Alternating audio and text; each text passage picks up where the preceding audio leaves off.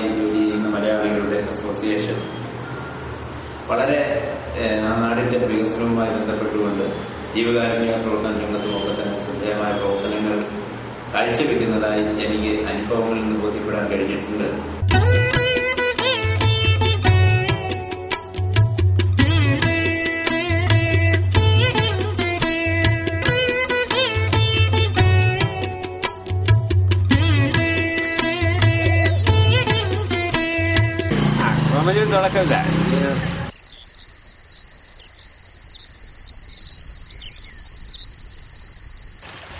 നമ്മുടെ കോമല്ലൂർ എന്ന ഗ്രാമം സാംസ്കാരികപരമായി ഉന്നത നിലവാരം പുലർത്തുന്ന ഒരു പ്രദേശമാണ്. മത സൗഹാർദ്ദത്തിന്റെ കാര്യത്തിൽ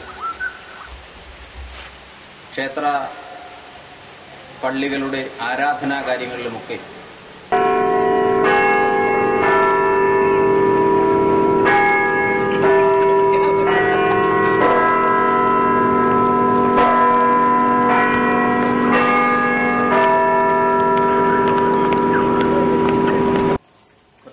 ശിഷ്യനായ പരിശുദ്ധ മാർത്തോമാ ശ്ലീഹായാൽ സ്ഥാപിതമായ മലങ്കര ഓർത്തഡോക്സ് സുറിയാനി സഭയുടെ പുരാതനമായ ഒരു ദേവാലയമാണ് ചുനക്കര മാർ ബസേലിയോസ് ഗ്രിഗോറിയോസ് ഓർത്തഡോക്സ് ദേവാലയം.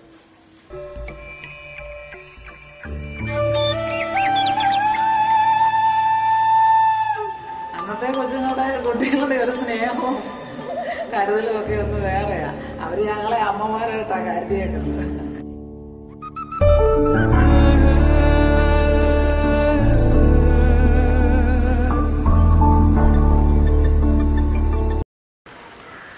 ഞങ്ങളിപ്പോഴും ആഗ്രഹിക്കുന്നു എന്നും ഈ മതസൗഹാർദ്ദം നിലനിന്ന് ഈ പള്ളി മുന്നോട്ട് പോകട്ടെ.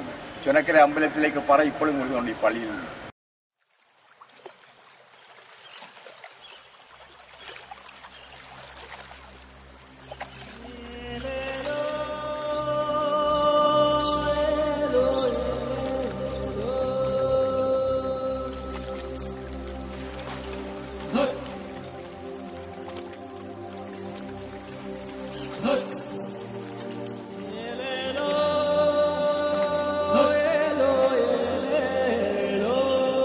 പാരമ്പര്യം എന്ന് പറയുന്നത് എക്കാലവും നിലനിർത്തിയ പ്രദേശമാണ് കോമല്ലൂർ.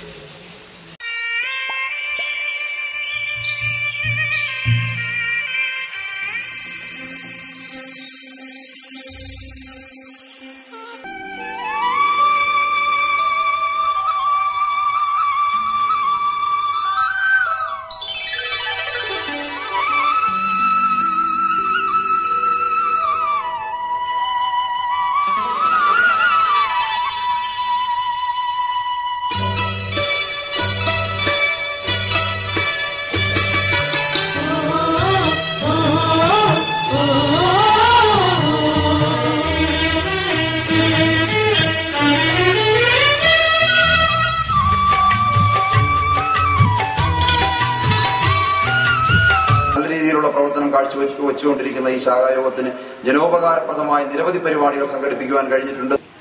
വർഷം 1975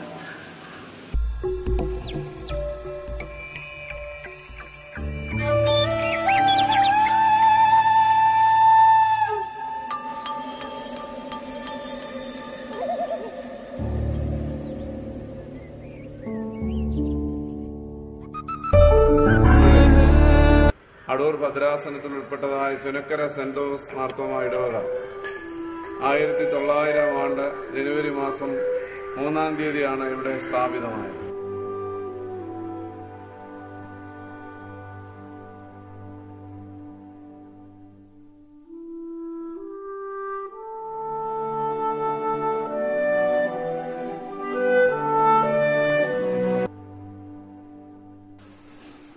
അന്നത്തെ സ്ഥിതി എന്ന് പറയുന്നത് സാമൂഹ്യ ജീവിതവും നാട്ടിലെ സൗഹാർദ്ദതയും മനുഷ്യന്റെ ബന്ധവും ഇന്നത്തതല്ല.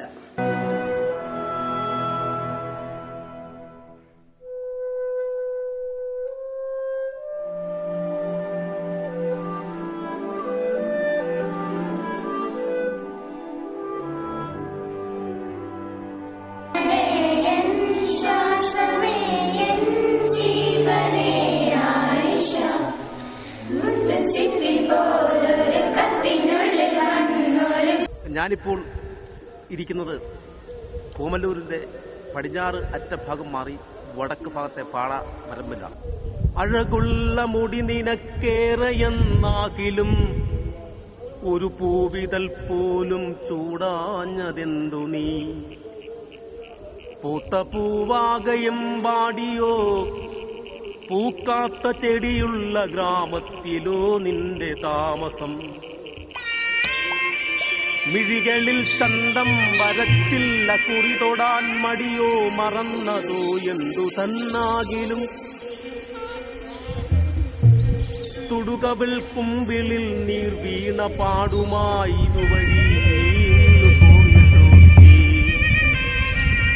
മുറിയാതെ നീറും നമൗനമായി ഇന്നെന്റെ കുഴി വീണ കണ്ണും കലങ്ങിയെന്നോ?